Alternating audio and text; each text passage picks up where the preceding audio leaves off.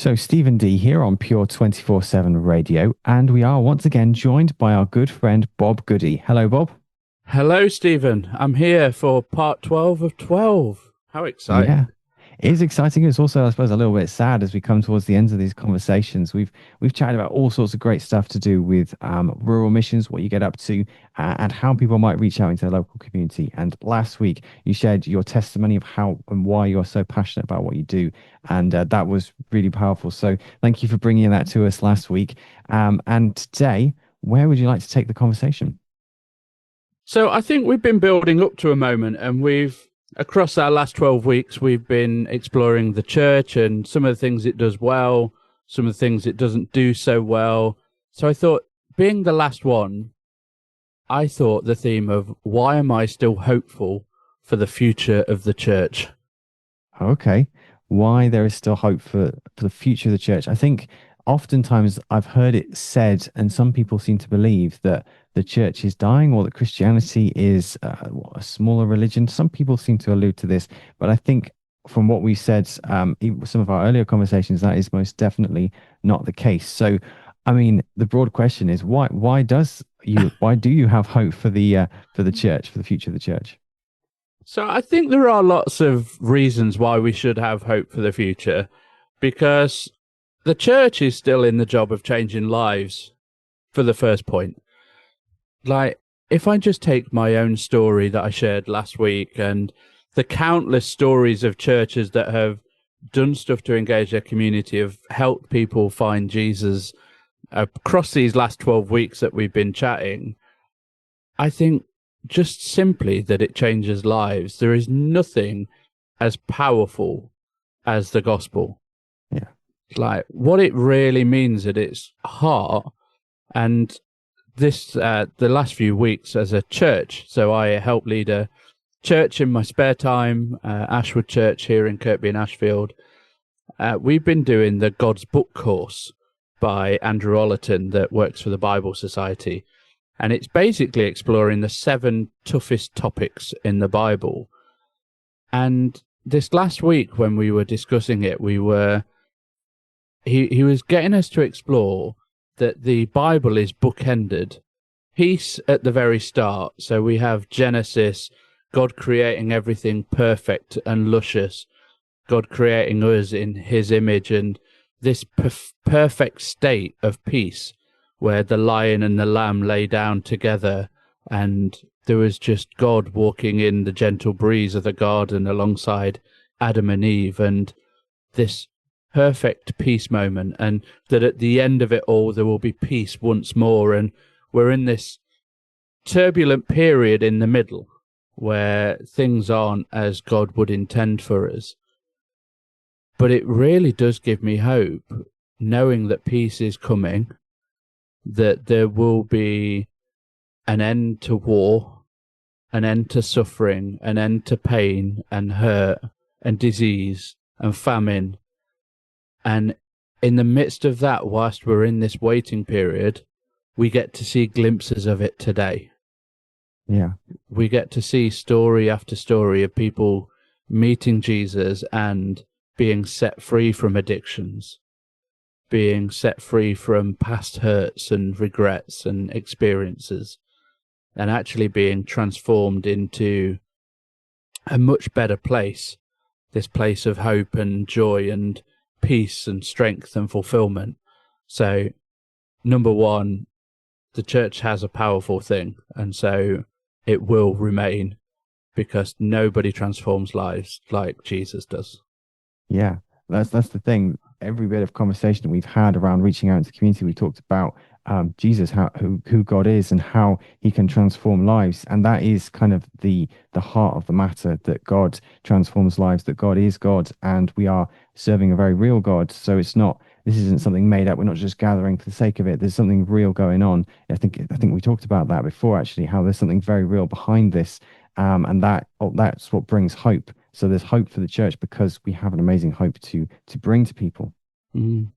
Yeah, and in my travels, because leading an organisation like Rural Missions means that I'm often on the road out in the countrysides and lanes all over the country.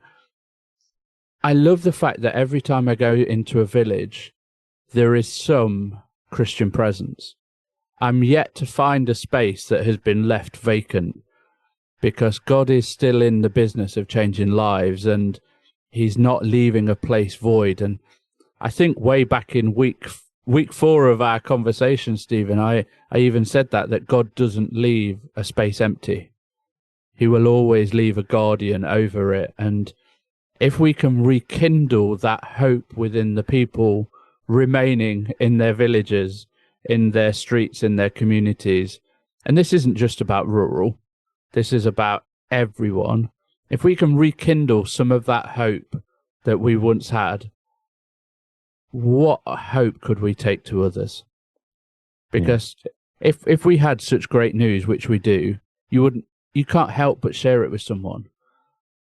Like my brother at the moment, David, he's currently undergoing cancer treatment. So a few years ago, he was diagnosed with bowel cancer, and he had surgery. The cancer was removed, and he's in remission from that. But then he came down with liver cancer, and they basically told him there's not really much hope, but if you have chemo every other week for the next maybe 2 years, it will give you 2 years. We're at the end of those 2 years, and he's currently undergoing tests to get a liver transplant, something that's unheard of, because his cancer is minuscule right now. They didn't think they would be able to get any of it gone, never mind to a point where they're actually considering a transplant. And so he's holding himself back because he's like, I've got hope in this. I've got this moment in front of me. And he's trying not to get his hopes too high, because he's like, who knows what will happen? But my wife, Beck, and I, as the Christians in the family, keep saying, well, you do know that our entire church have been praying for you since the day you got bowel cancer. Never mind this liver cancer nonsense. And I'm not saying that that prayer solves everything. Like, life is rubbish at times, and God can heal everything, and he will do ultimately at the end of it all. But for now, there are certain pangs that we have to go through, and those certain hurts. So we hold that hope for him in the midst of what he's facing, and that hope is about to come true. Or that's what we're intending, that he's going to get this transplant, and for the first time in 5 years, he can go back to working on the ambulances that like he used to. So there is hope, and as a Christian, I am a carrier of that hope. So the future of the church rests on Christians going, actually, I've got something here. Maybe I need to start talking about this a bit more often. It's like coming back to that first love, I suppose. People use that expression, that phrase, and it makes a lot of sense. So, I mean, basically, people, if you're in the church, you're part of the body of Christ, you have a relationship with Jesus, then you have a peace and a hope which you can share with others. And so, if you're sort of struggling to know how you might reach out into the community, struggling to know how there's any hope left for the church, well, come back to the heart of the matter. Come back to that first love for Jesus Christ, who has saved us from what we've done wrong and offers us, as you say, that hope, that peace, that hope for the future, eternal life with him is what we're doing this all for. Yeah.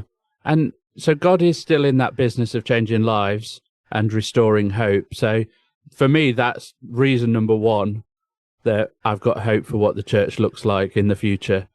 Number two, we've talked about over the weeks, is that people are more spiritually open than any time in recorded history. Like, if you look at top recorded Google searches, if you listen to conversations that are going on the streets, people are desperate for truth. People are desperate to understand what life is about. They're looking for what it is. And so I would say that we're in the most spiritually open season than we've ever had before, which means that people are turning up on the doors of churches going, tell me, what is it? Tell me this truth. Tell me this hope. Tell me this restoring gospel that you've got. And I think I mentioned it previously, but I do a lot of training of youth workers and children's workers. And I always had an illustration of, imagine a young person walks into your church and says, "What is this place?" What would you say to them? And that was always a hypothetical. But pretty much every church I talk to now say, a young person randomly turned up in our church and asked us, "What is this place all about?" And you go, again, that is why I'm hopeful for the future of the church, because God is drawing people back to himself. People are spiritually open, spiritually hungry.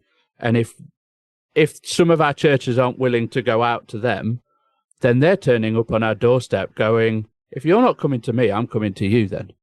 And that gives me hope for the future of the church. Yeah, it is interesting. I think I've heard about this before, the amount of sort of the fact that we are spiritual. There's a need for something spiritual. A lot of people will go to all the wrong places looking for something spiritual. They'll go to all kinds of religions, all kinds of different things. And actually you can see people coming to the church, coming to God, thinking they want something spiritual. They know there's something missing. They know there's sort of a gap. They don't necessarily know what it is. That's why they're asking those questions, asking, what is this place? They're curious. There's a want to know. As you say, they're spiritually open. Yeah.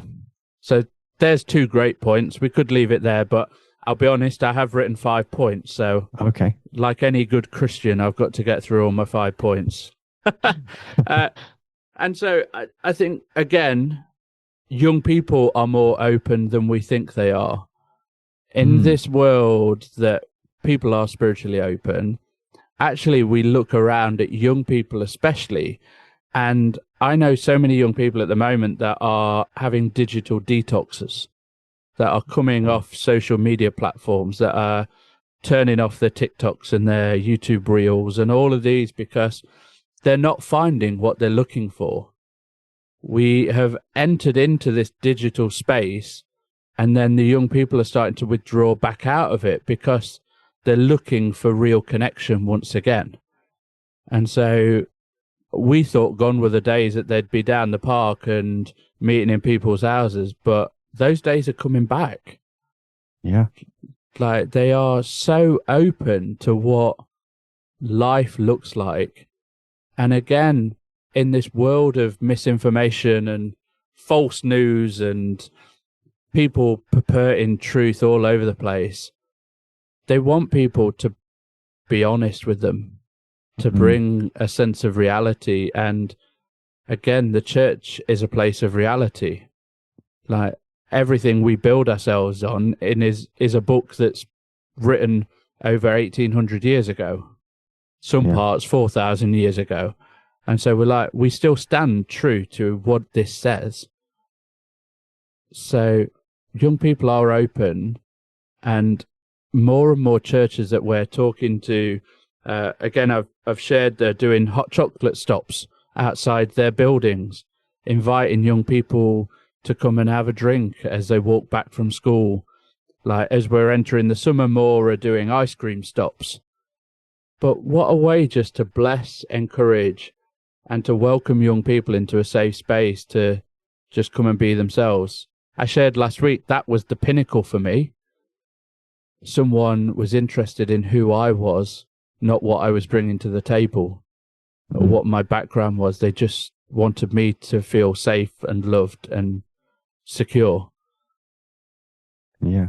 It's interesting what you were saying about children wanting to come back to reality. I did see a meme on this, and it was past generations using the internet to escape reality, and nowadays people are using reality to escape the internet because of how much digital information is around us in jobs, in school, in all of life. We're sort of so reliant upon the internet, so we want to come back to reality, and part of reality is those spiritual needs we've been talking about. Yeah, and I saw a great picture the other day, and on the front of a magazine that I read called Pure Magazine, or Pure Men's Mag as well. I've got both subscriptions. It's well worth investing in if you want to go and have a look. But I love the fact that there is just this label on the front that this is not AI generated. And we are in a world where I have no idea some of the stuff that I see in front of me, whether ChatGPT's written it whether Canva's AI'd it and made the pictures for me. Like, everything has just been generated and AI'd so much for us nowadays that actually bring a dose of reality. Like, this is actually what I sound like, or this is actually what I think, rather than this is what ChatGPT tells me I think. Like, I think we are losing some of that connection because we're so reliant on the AI stuff. And don't get me wrong, I do use it myself. I think it's a great tool, but I only use the output when I put the right input into it. Yeah.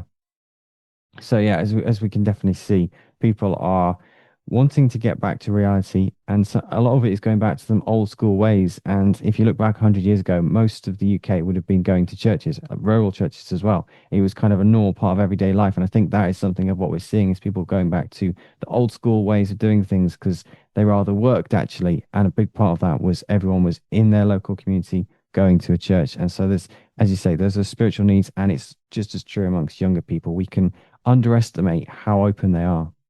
Yeah, and I think the statistics are interesting because I would say 20 years ago, people would tick Christian on a census box because we're a Christian country and all those kind of things. And the reality is they weren't a Christian. They thought they were because they went on a Christmas service or an Easter service once a year. And that's not what makes you a Christian. And so I think we're finally at a point in our country where people, when they see the word Christian and they said, tick this if you are one, they're actually ticking it if they are. There is a more conscious decision to tick it because, yes, I go to church, or yes, I believe in Jesus. Like, going to church doesn't make you a Christian, just like eating at McDonald's doesn't make you a Big Mac, that kind of scenario. Yeah.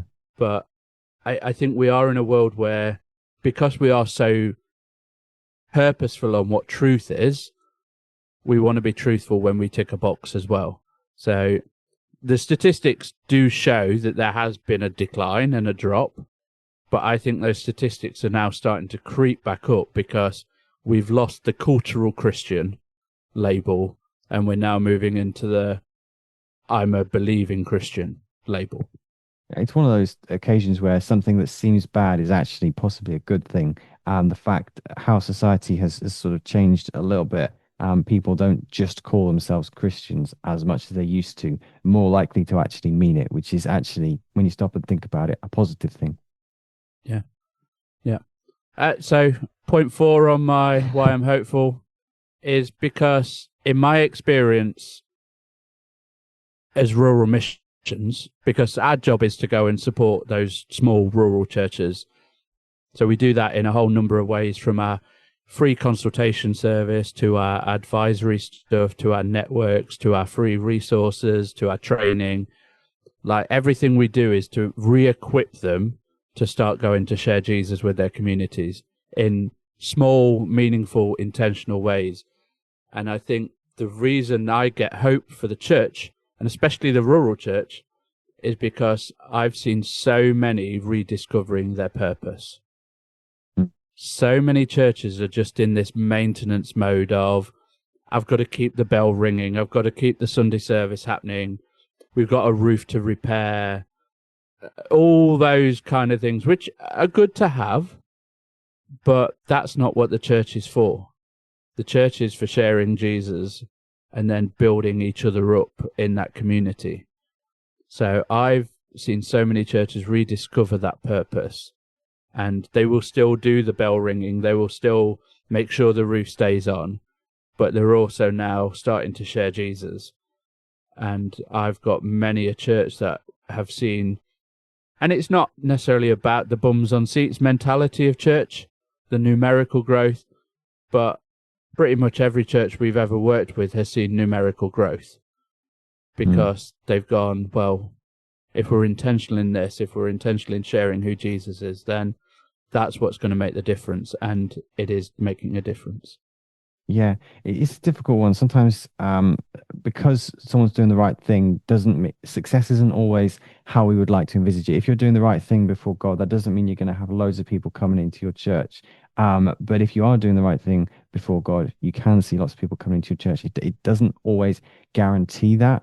You can't necessarily reverse engineer it, but you can definitely see some growth as a result of doing the right thing before God and coming back to, as you say, that purpose, the real Yeah. heart behind it.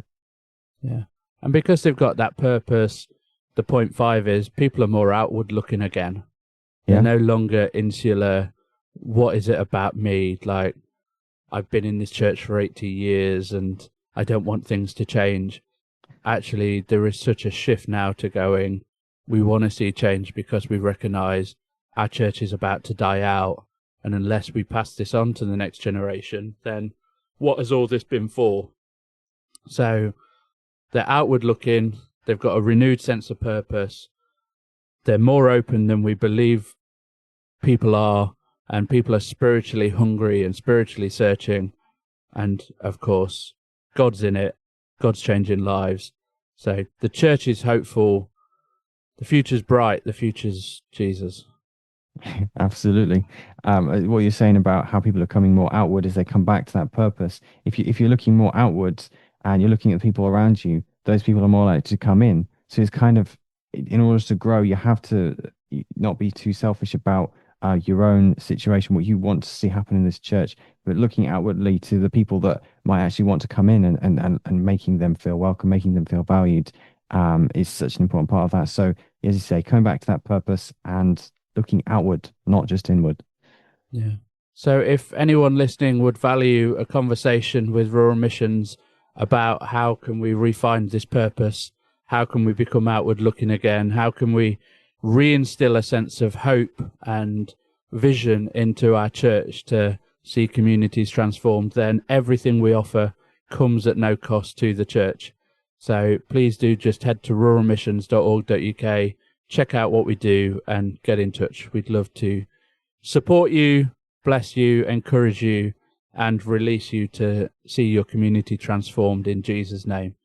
So, Stephen, thank you so much for these last 12 weeks. It's been such a joy and a privilege to be able to share about what we do, about why I do it as well. And obviously, our relationship continues to flourish as you can now find my wonderful dulcet tones over on Pure Brunch, Wednesdays, 10 till 12. Absolutely. It's been an absolute pleasure these last 12 weeks chatting with you, talking about some amazing stories that you shared with us from people in rural settings, reaching out to the people around them, some really practical solutions that seem quite simple that you've shared with us, and the amazing resources at ruralmissions.org.uk, which I have memorized. It's a really good place to go and check out and to find out more. So thank you for joining us these past 12 weeks. Thank you for bringing your great insight. And as I say, the really great stories that you've brought to us as well. It's been a pleasure. Yeah. So if you love stories, then do join me, Pure Brunch, on a Wednesday, 10 till 12, because I actually have a segment called Faith in the Everyday where I'm going to be interviewing somebody every week. Ordinary lives, but amazing wisdom. So do come and have a listen. If you love to hear stories of hope and future and love and joy, then do come and join me for that. Absolutely. I know I will be. Thank you, Bob. Thank you.